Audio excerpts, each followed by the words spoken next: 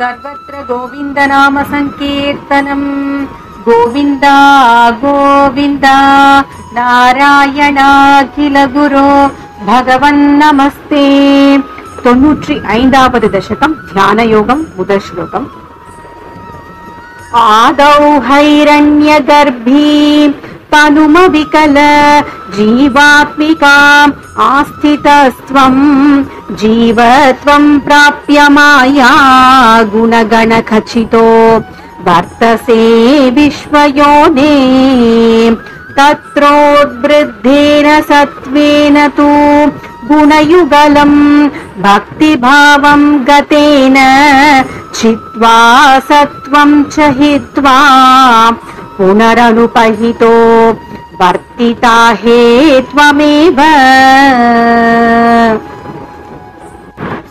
இரண்டாவது श्लोकम् सत्त्वोन्मेषात् कदाचित् खलु विषयरसे दोषबोधेऽपि भूमन् भूयोऽप्येषु प्रवृत्तिः सतमसि रजसि प्रोद्धते दुर्निवारा चित्तं तावद्गुणांश्च ग्रथितमिह मितस्थानि सर्वाणि रोद्धुं तुर्ये त्वय्येक भक्तिः शरणमिति भवान् हंसरूपी न्यगादीत्।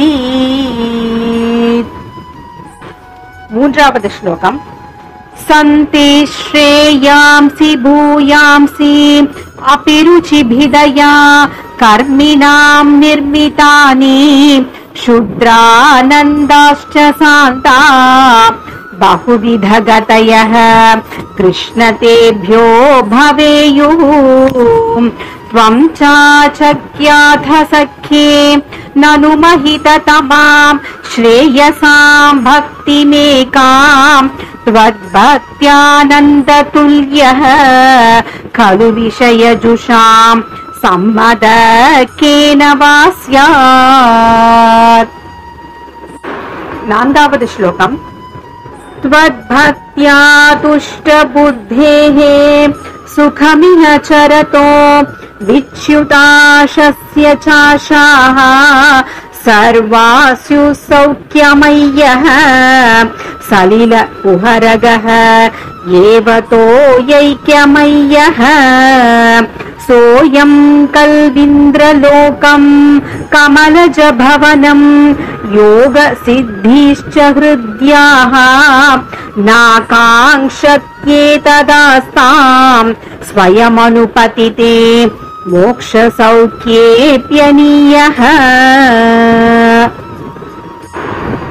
ऐन्दावद् श्लोकम् त्वद्भक्तो बाध्यमानोऽपि च विषयरसैः इन्द्रिया शान्तिहेतोः भक्त्यैवाक्रम्यमानैः पुनरपि खलु तैः दुर्बलैर्नाभिजय्यः सप्ताचिर्दीपिताचिर्दहति किल यथा भूरिदारु प्रपञ्चम् त्वद्भक्त्योगे तथैव प्रदहति दुरितं दुर्मदत्वेन्द्रियाणाम्। आरावद् श्लोकम् चित्ताद्रीं भावमुच्चैः वपुषि च पुलकं हर्षबाष्पं च हेत्वा चित्तं शुद्ध्येत् कथं वा किमु बहु तपसा विद्यया वीतभक्तेः त्वद्गाथा स्वादसिद्धाञ्जन सततमरी मृज्यमानोऽप्यमात्मा चक्षुर्वत्तत्त्वसूक्ष्मं भजति ननु तथा अभ्यस्तया तर्ककोट्या।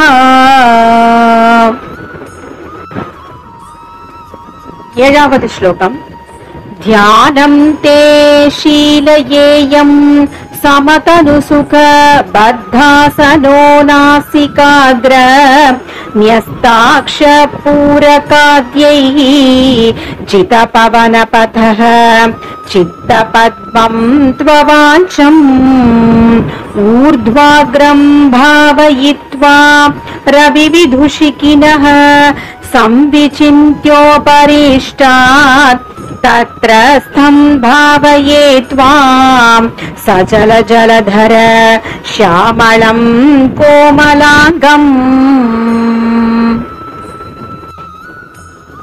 एतावद् श्लोकम्। आनीलक्ष्णकेशम्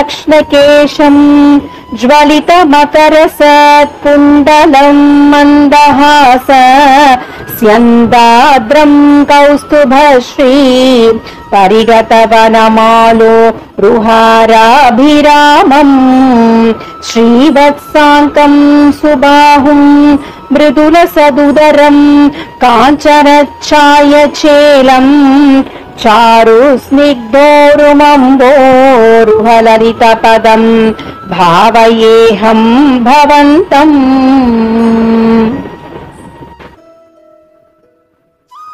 ओन्पदावद् श्लोकम्। सर्वाङ्गेष्वङ्गरङ्गत् कुतुकमतिमुहुर्धारयन्नीशचित्तम् तत्राप्येकत्र युञ्जे वदन सरसिजे सुन्दरे मन्दहासे तत्रालीनं तु चेतः परमसुखचिदद्वैतरूपे वितन्वन् अन्यन्नो चिन्तयेयम् मुहुरिति समुपारूढयोगो भवेयम्। तावद् श्लोकम्।